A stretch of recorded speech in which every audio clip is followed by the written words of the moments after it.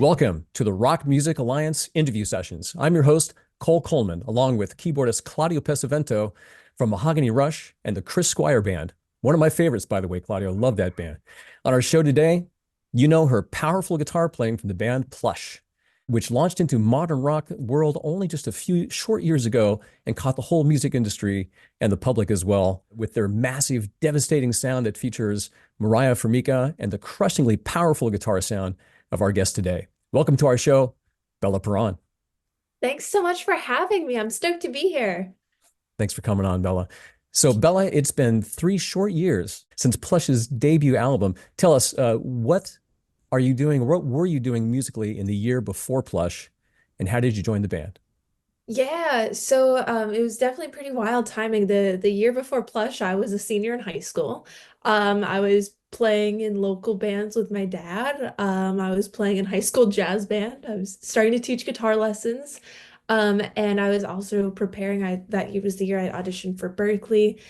So I was doing a lot of kind of like theory prep, jazz, a lot more getting into like sight reading and really prepping for school. Because then that first year, when I had joined Plush, but it was still during COVID lockdown, I was doing Berklee online. Or I had, enrolled to be like at the in-person school, but campus was shut down to the because of the pandemic. So I was doing online classes, learning about a bit of everything there. They really load up your curriculum. I was taking like 10 classes a semester.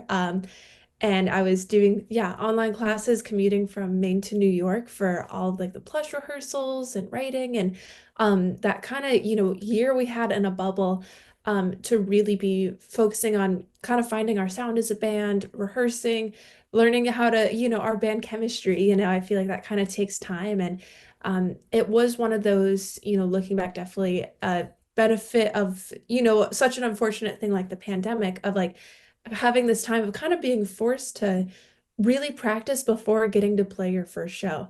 Because we've been practicing, I think, probably for like 10 months before we were even able to play live, with things starting to open back up. So definitely I look back on that year as, I saw a huge transformation in my playing and growth just between, Berklee practicing and then my first time getting ready for like my first, kind of like pro gig, and learning, all of the stuff Mariah had written for the album. And the first time working with an original band of like, that different mindset from like the cover thing of like, we're really gonna, everyone has their role to play in this and we're really gonna make it as tight as possible. And kind of having our playing as a band under a microscope for such a while. Especially that leading into recording the first record. It was, yeah, I think a time of a lot of growth I noticed in my playing for sure. No, exactly. Now, Bella, so like, who called who? You're a student at college. You're working, and I noticed you're writing your own music in that year before Plush as well. So, like, did they find you on YouTube, or did somebody suggest you? Like, how did that actually happen? Yeah, so it was literally the same week as my college orientation. I scrolled across on Instagram. Lizzie Hale had shared their post that Mariah had made looking for a female guitarist from the East Coast. Um, or it was supposed to be someone New York based, and I was like, I'm close enough. I'll just send an email. So I introduced myself. I sent an EP that I had recorded. I think I'd released maybe a couple months prior in high school. That was like my senior year project.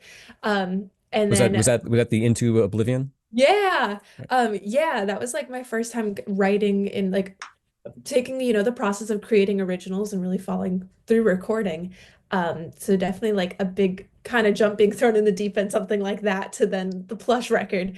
Um, but yeah, I had reached out introducing myself and I sent, a link to like my Instagram because I was doing a bunch of guitar cover videos.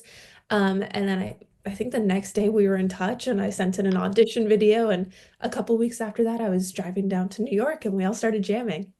It's just amazing, Nice. really amazing. It's like, of course, I mean, they're all relatively unknown at that time, except, Mariah, of course, having been on, I believe, was it The Voice? Yeah, yeah, she was Yeah, on The Voice a few years before that. right. But still, I mean, it's just an amazing link up with all you guys. It's really terrific. And yeah, for the Plush debut album, was it a group writing situation or is there just like one or two writers in the band? Yeah, so for that one is Mariah wrote the core of it pretty much. We got demos and every of like, the song structure, and it was really cool, yeah, going into that experience of my jobs writing guitar parts, but I kind of already have this layout of what space am I here to kind of fill and develop. So I was doing a lot of like the textural parts, like on every chorus on that record, there's an octave part hidden in somewhere. And like the clean parts and all of the solos and lead work. For the most part, Mariah and I definitely split it up, and it was a cool where a lot of that, like the layered parts, were written in the studio. So it would be Mariah and I and the our producer Johnny K literally just passing the guitar around of like, let me try this or let me try this.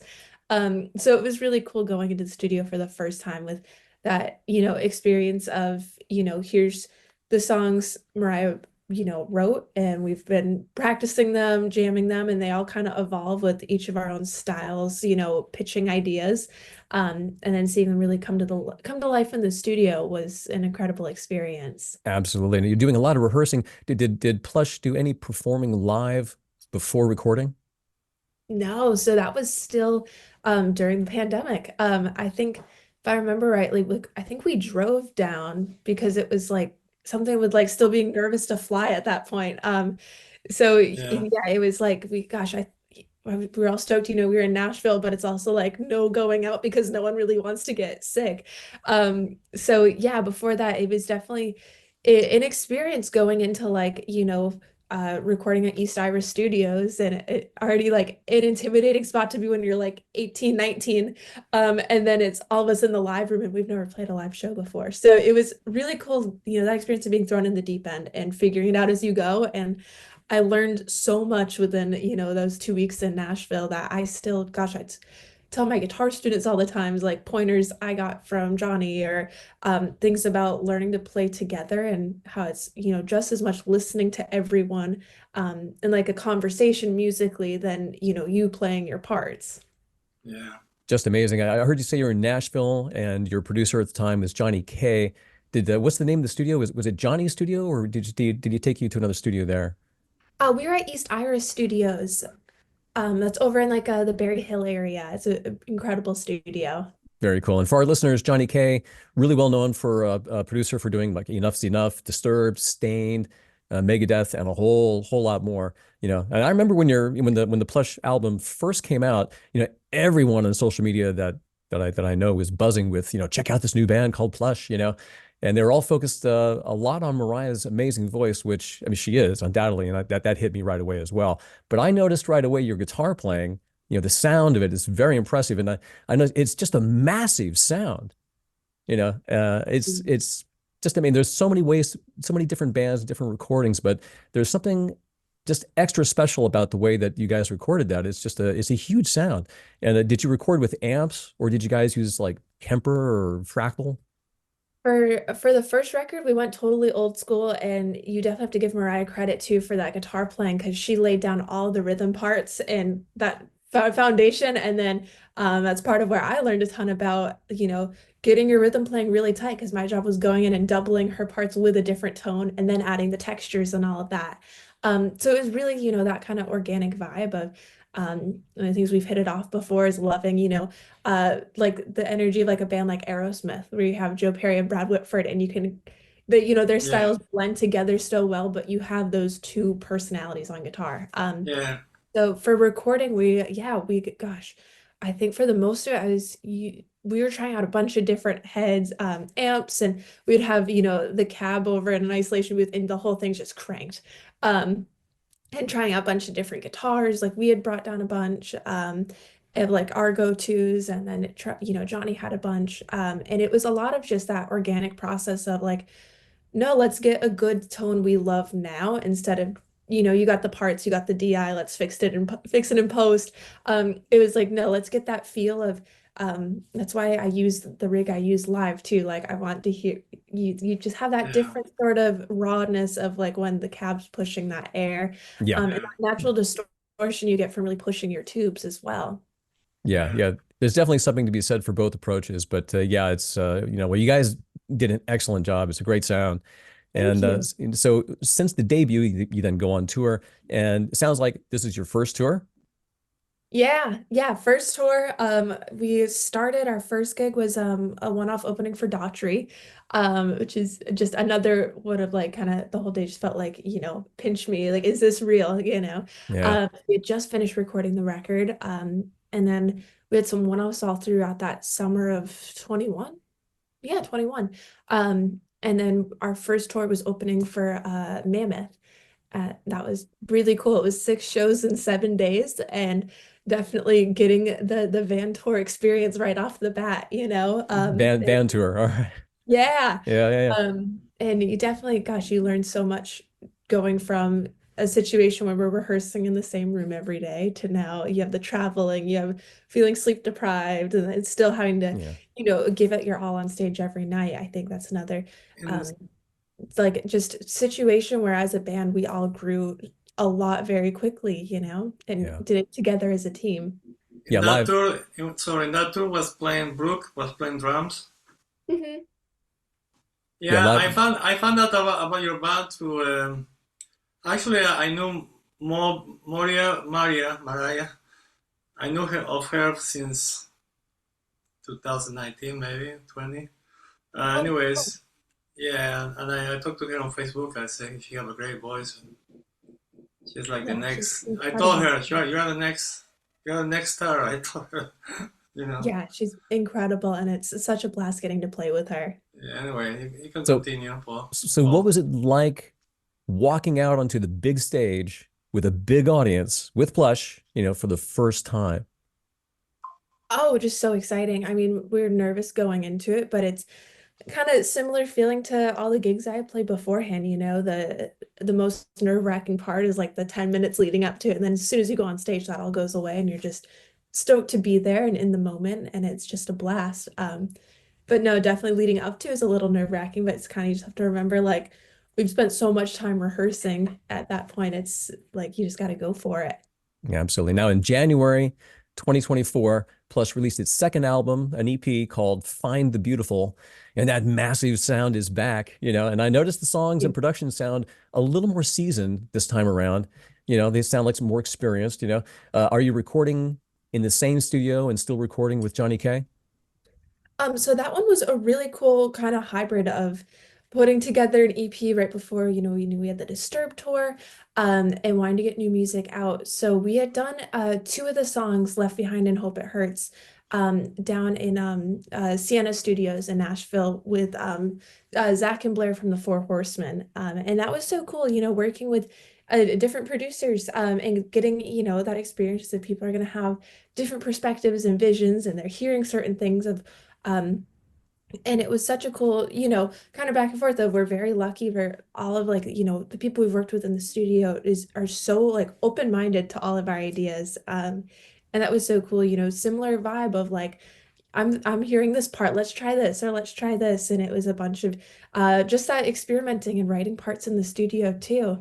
That one gear-wise, it was a bit different, and it's honestly kind of opened up my mind a bit. We were using gosh, the quad cortex, all the Friedman patches.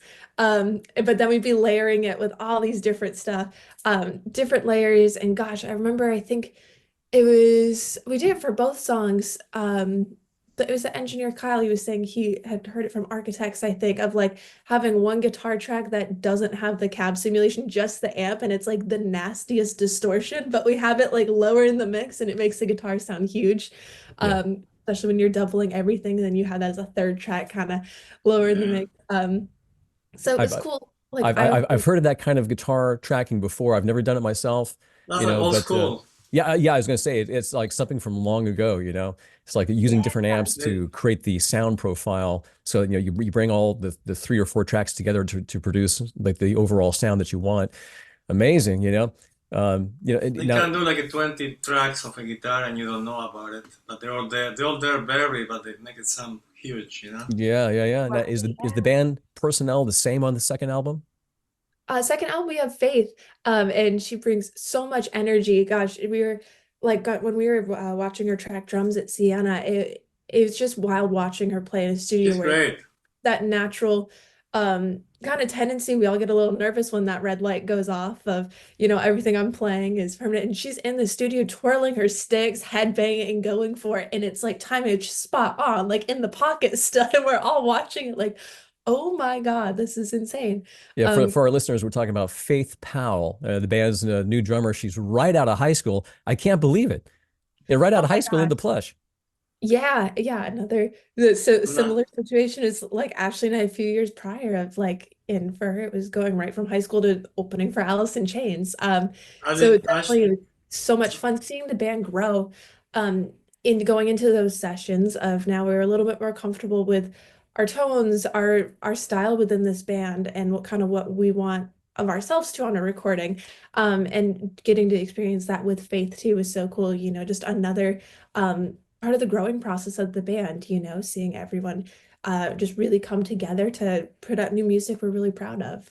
Awesome. Yeah, let's take a sample listen to that so we can hear that massive sound. So from Plush's second release called Find the Beautiful, here's about a minute of the song Left Behind on the Rock Music Alliance.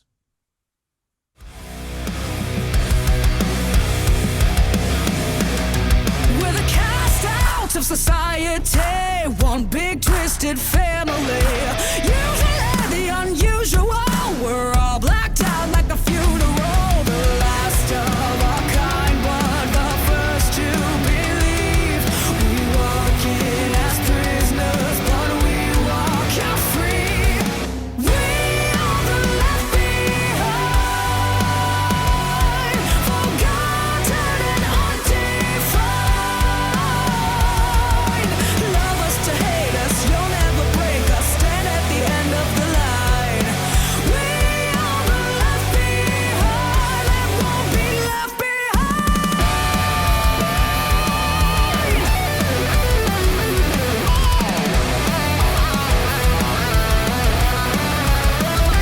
Here's to all the blood of the misfits, living up in the underground. To the ones who are down in the trenches, give it out, give it one more round. Give it out, give it one more round. We are the left behind, forgotten and undefined. Wow, that is just awesome. It's an incredible sound. I love the production sound and the style of it all. Bella, you're getting some good riffs in there as well. Thank you. That's definitely one of my favorite ones to play live for sure. Yeah. Yeah, just a good I high saw end. it live, was great. Thank you. I appreciate And the it. whiskey, they really play like the album, or better, actually. Thank you. I Well, I can't wait to appreciate see it live it. myself. Tell me, do you get to extend that solo live and get a chance to walk around the stage? So for the solo on the recording, I like playing that one note for note. But we usually do a big crash and burn ending, and I kind of just derail with playing whatever feels good at the moment and running around on stage. And yeah, that's always a fun one. This past tour, we usually closed our set with that before Hate was our encore. Um, so that was always just like a special moment for me, one of my favorite parts of the show, of ending with such a high energy song and then just having that long crash and burn ending and everyone kind of getting to really kind of get that one last final push, and when you have a high energy rock show. So you Gotcha. guys are all from New York, right? What was that? All your girls are from New York. No, so I'm from Maine, and Mariah and Ashley are from New York, and Faith's from Arizona. Oh, okay, I didn't know that. All right. What about Let's what about Ashley? Ashley is from New York. Yeah. Yeah, her father is a good friend of mine. That's what I found out about. Because I saw her name on the band and said that had to be related to Mike Supa. Oh my gosh, Yeah, Mike's an amazing guitar player. yeah. let's pause here for a word from our sponsor. And when we come back, we're going to ask Bella about her early days and a bit about her solo career if we can squeeze that in. So we'll be back just a moment. Attention guitar players, the Thimble Slide allows you to slide and fret, freeing your slide finger.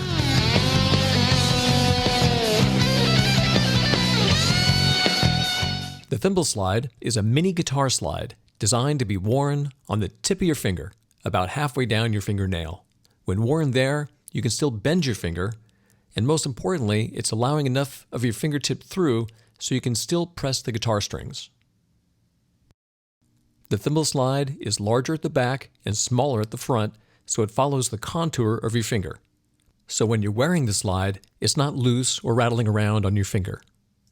This also allows your other fingertips in nice and close for playing.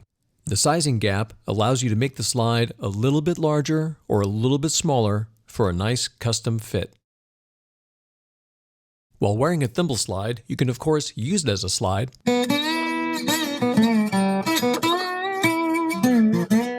But more importantly, you can still press the strings while wearing it. So you can play chords,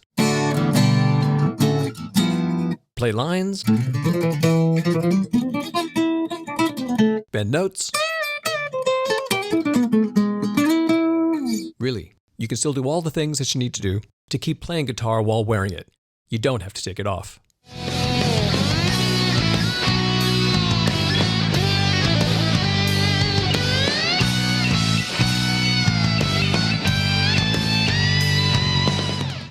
With its patented shape, you can slide and fret while wearing the thimble slide. Visit thimbleslide.com. That's thimbleslide.com. Hey, this is Chris Wise. You're listening to the Rock Music Alliance. We're back on the Rock Music Alliance. Bella, take us back to your early days. You were saying that you were from Maine. So, like, where were you born and raised? Was it Maine? Yeah, just north of Portland. Yeah, still from the same area. And pretty much I got into music at a young age. My dad owns a guitar shop and plays in a bunch of local bands. So I was always around music, especially lots of guitars, and that's where the pretty much the foundation of my music taste came from. You know, lots of Beatles, Zeppelin, Black Sabbath, Kiss, and then into Aerosmith, all the 80s bands, a bunch of 90s, Stone Temple Pilots. That all kind of came from the music I was playing around at home. That's terrific. It's like you got all this great music that's feeding your musician's soul, you know? Oh my gosh, yeah, and it's still all bands I listen to pretty much daily for sure. And that's definitely super thankful, you know, to grow up like that where music was always playing, and always encouraged. I started playing guitar when I was 5, and it's just been a constant in my life since. Now, did you have any teachers? I'm sure your dad was showing you stuff, but did you have any like actual teachers? Yeah, so my dad showed me some stuff. We'd play together once in a while, but it was very much like I would love running off in my room, kind of just be exploring it, you know. But I noticed your video of Randy Rhoads' guitar piece D. Did you take any classical lessons at all? no, I haven't actually. Well, I took lessons with a teacher, Scott, over at my dad's shop. I studied with him from I think ages like 8 to 18. He's the best. And it would, gosh, every week I'd come in with a song I wanted to learn, and it would be ranging from all these different styles, everything from, you know, me learning a bunch of the basics when I was a beginner to he taught me D, and then into, you know, getting into jazz and reading charts for Berklee, and to gosh, he's a trooper, would be like tapping out like, you know, Eddie Van Halen solos for me, and, you know, Betancourt solos. And gosh, yeah, that's definitely, it's like where the foundation of my playing came from for sure. So at Berklee, how do they do that? Like, did they have a guitar teacher or it's guitar program, or you have multiple professors? How does that work? Yeah, so it's a bunch of different professors. There's a whole guitar department. Pretty much you go for the first year taking like all of like your gen eds, and then all of like your music classes before you declare your major. So I never got to declare, but I was planning on going. It was called like their professional music degree path. So I could split my major between guitar performance and music business. So I took a bunch of intro classes for business and all of like my intro, you know, theory, ear training, all that fun stuff. And then we had ensembles, and then I started studying with my guitar PI, Scott Tarulli at Berklee, and we're still in touch all the time. I still hit him up for lessons. He's the best. Right now, Who's your main guitar influence? My main, Joe Satriani for sure. Okay. yeah, I believe I can hear that a little bit. Just a little bit in your phrasing when you Okay. it's kind of hard to describe with words, but it's like just in your phrasing here and there, I can hear like, okay, you can hear the Satriani influence there, you know. And Thank you. yeah. So you called Scott your PI. What's that? Oh, like your private instructor. Gotcha. So Gotcha. pretty much every semester, if you're a performance major, or for every, yeah, I think for every major, yeah, you took private lessons like every semester for either the first 2 years or the 4 years if you're going for a performance degree. Now, Scott, it's Tarulli. Yeah. Yeah. Now, Scott, how instrumental was Scott Tarulli in helping your career? Oh my gosh, incredible. He's been a mentor for me since I started at school pretty much. And since he's toured a bunch in the past, I definitely even from the road, I'd be like asking him like certain questions or gear questions. And he's just super thankful to, to have someone like that in your corner and always helping me out. Well, Scott, if you're watching, you're doing a great job, Yes, man. thank you. Yeah. Did It's he help you make the difficult choice to leave Berklee for Plush? Yeah, we had talked about it a bit, and it was definitely super helpful. I think it kind of put things in perspective of like, I can still continue guitar lessons. I don't need to be enrolled in college to stop learning music. That's a lifelong thing regardless. And if an opportunity comes up like this, it's like, hey, that's kind of why I was going to school anyways. Plus, playing live is everything, Like, Yeah. no matter how much you study, you got to play live, really. Exactly, and Yeah. that's You learn so much more by live. Like playing live is the crucible for musicians. It's like you really advance tremendously when you're playing all the time, playing live. Pretty soon you guys are going to want to start experimenting with your songs too live. You're going to start going, yeah, let's extend this one out, or let's merge this song with that song. You're going to want to mix it up a bit. So in 2020, you launched your solo career with your first release called Into Oblivion, a single with 3 songs on it. I want to take a sample listen to just one of those songs if I my can, gosh. right? Is that all right? Yeah, go for it. Okay, just want to take it now, guys. From the release Into Oblivion, here's a little bit of Bella Perron's song Alive. And remember, folks, this is 4 years ago. She's already light years beyond that. But I just want to get a flavor of your solo career. Here we go.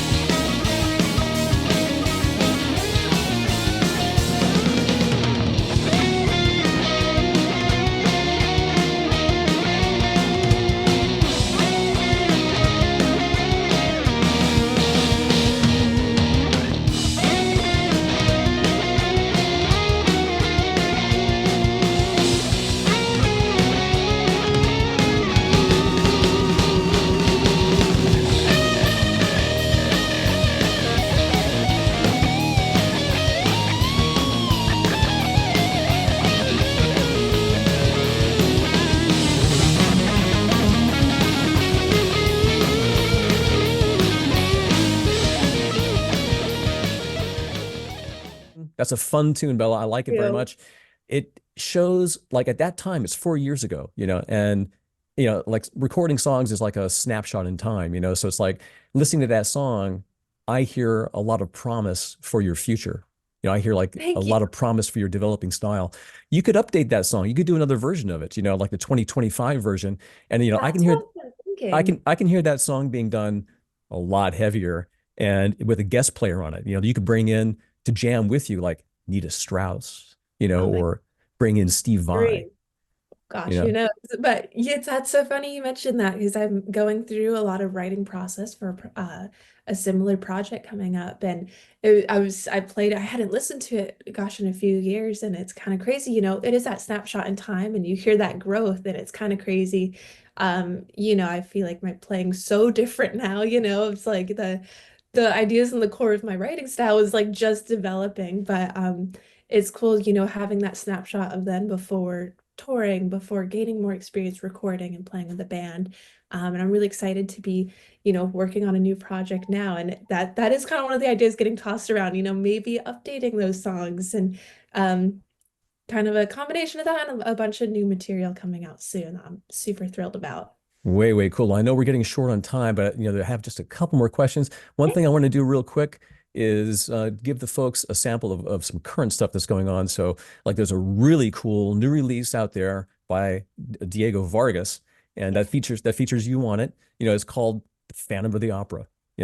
How did that come about? Like who called who for that? Oh my gosh, yeah. So Diego and I have been friends since we hung out at NAMM a few years prior, And he reached out to me because we've always just been in touch since, that he was putting together like a metal shred version of Phantom of the Opera and wanted to see if I'd be into doing it as a duet. And so he had reached out right before the second leg of the Plush headline tour. It was like late July. And he sent me like, the demo, and I was so stoked. I'm like, of course, this is something I want to be a part of. This is so sick. And so I was like, the only thing though is I leave for tour, I think in 2 days. So I sent him like scratch tracks, and then it was a really fun project having all throughout the tour.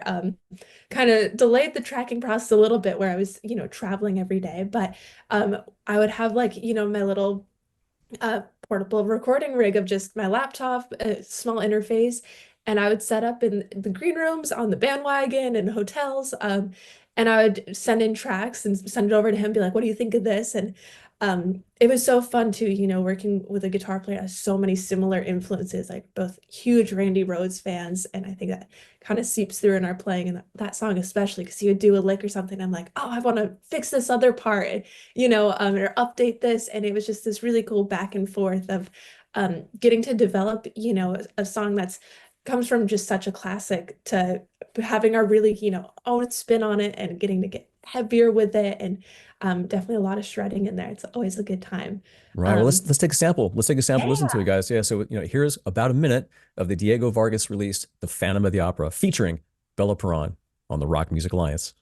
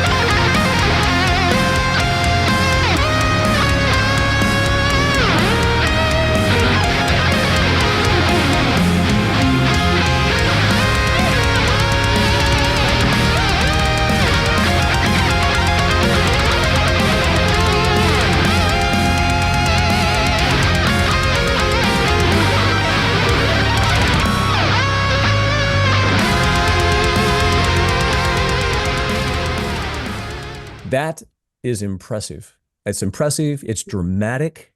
And I love the harmony guitar work in there. You guys, doing the shred harmony thing. The video is a lot of fun to watch too. You guys, acting in your video, very, very passionate emoting going on there, bending those notes together, swaying back, it's fun. It's a lot of fun to watch it. Thank you so much. I appreciate it. The video shoot was so much fun. It was like right after, I think 2 days after I got home from the Plush tour, I flew down to Nashville, and we got it done in like, I think like a 3-4 hour window. We worked with Dustin Luttrell, who filmed everything for this company, Crimson Key Media. And they're just the best. It was such a fun shoot, and we went into it just totally organic, because we knew, both of us have, we like to think strong stage presences, just from playing live a lot. And we're like, we just want to do that. But getting to do that for an instrumental piece, we had talked about, looking up to players like Steve Vai and Satriani, where when you go to see their show, it's like a full-blown, performance. It's not someone kind of just standing there shredding. It's like you can't look away from it. So we're like, if you take some of that influence, put it in, I mean, it's obviously in our playing everywhere, but also in our performing. It was a really fun, just organic shoot, nothing was really planned. We were figuring out all like the camera angles and the lighting on the fly, and it was a really cool experience. We're talking about amazing rock shows. I mean, there's the main classic rock shows. I mean, there's the Who and some of those bands. I mean, yes, of course, but I got to say, the greatest rock show I've ever seen is the Trans-Siberian Orchestra. Oh, And I would love to be able to put on a show like that, like original music with that kind of production. I Oh my think gosh. I'd be happy the rest of my life, you know. We just got a couple more questions, but Claudio, did you have anything you wanted to ask in there? Too much, huh? Well, I was going to ask you a technical question, but now, since we don't have too much time, I'm going to ask you, any cat fights in the bus? No. No, everyone's a blast to hang around. We have our tour family, and yeah, it's like when you get home from tour, it's like, oh, I miss, on the bandwagon. Everyone's has like it's like a You big must be sleepover with you all your must be friends. you must be lost when you guys don't know you stop the tour. It's like it's Yeah, an exactly. empty It's like feeling. where'd Yeah. everyone go? Yeah. I'm a Yeah. guitar player as well. I performed a lot. Just, it's like I toured the Southwest US, but mainly doing, it was cover work, doing, hotels, bars, casinos. But it's like that kind of experience. It's like a band of brothers type of thing. Oh yeah. It's hard work. It's hard. There's bad things that happen to you. You got to pull through together. And it really forges you guys a friendship together. It forges you together or it busts you apart, either way.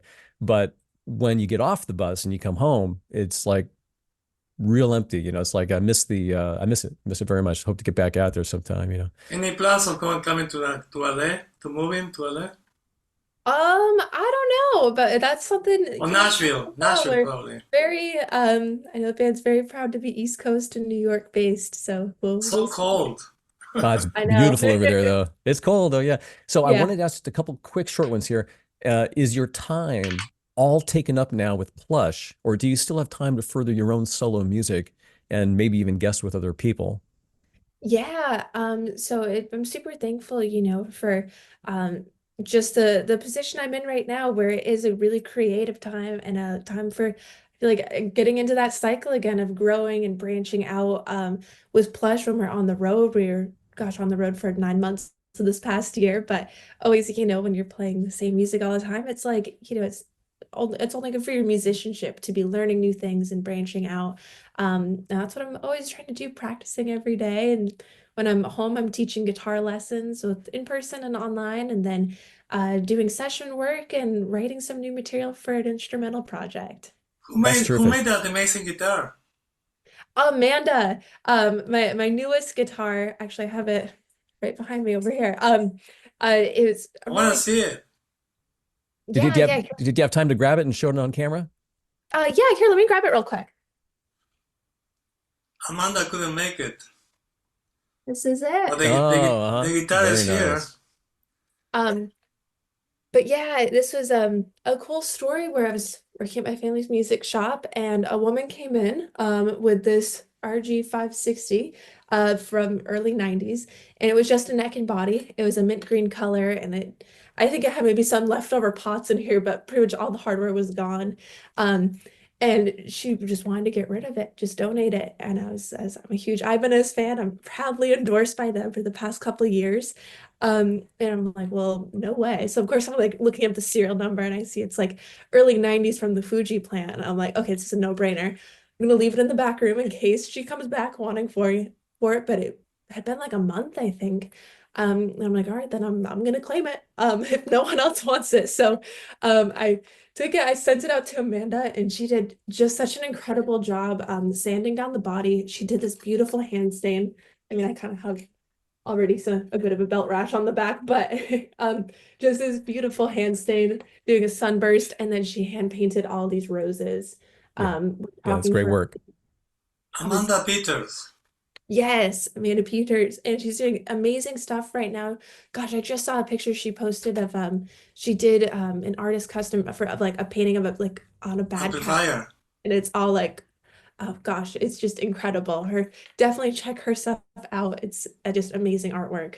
Well, perhaps sometime maybe you can pop on for a really short one with Amanda or something and have her, just bring her back on and talk to her about your guitars. Yeah, that's I like that pickup configuration. That's my favorite configuration there. That's I play the RG Prestige, Nice. but it's time for an upgrade. I got to get a couple new ones. But Yeah. yeah, well, one thing I wanted to ask left was what is the next step for you in your solo career and the next step for Plush? Yeah, so it's looking like a busy year. For Plush, we have a live album coming out in February, and then we're on Shiprocked in January. And then I think from there it's going into the next album cycle. It's just gonna be super exciting, just having new music and yeah, that next kind of phase of growth. And for me, I'm excited. I go in the studio in a couple weeks, starting to kickstart this new soul. It's kind of taking it as we go. But yeah, I want to give too much away. But yeah, working on an instrumental project recording down in Boston, and it's actually my mentor Scott Tarulli is going to be producing it. So I'm super, super excited and really stoked for this whole year coming up of having a whole lot of music coming out, both on my own and with Plush too. Fantastic. Fantastic. Well, Bella, that does bring us to the end of our show. I want to thank you very much for staying a little long and just getting through the questions. Got some good information Yeah. out there, you know.